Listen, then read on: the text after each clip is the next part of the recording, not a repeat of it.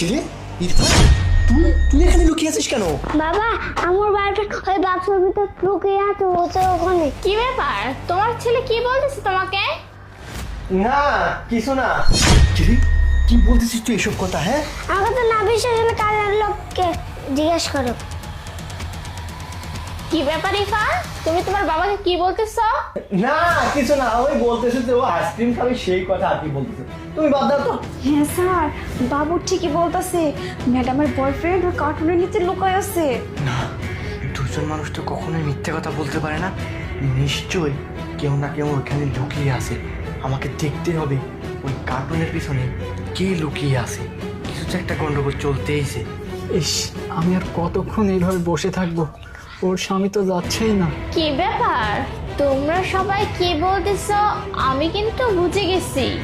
High high, madam কি বলতেছে? উনি সব বুঝে গেলে তো আমাকে চাকরি থেকে বের করে দিবে। এখন আমি কি করি? কি ব্যাপার ইরফান, বাবাকে কি বলা হচ্ছে? আইসক্রিম খাবে তাই না?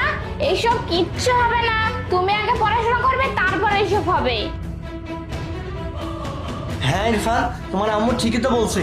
তুমি এখন আইসক্রিম খেলে তোমার দাঁতে সমস্যা হবে। তুমি ঠিকভাবে পড়াশোনা করো, বড় হও, তোমাকে আমি অনেকগুলো আইসক্রিম কিনে দেবো। ঠিক আছে, বুঝতে পারছো?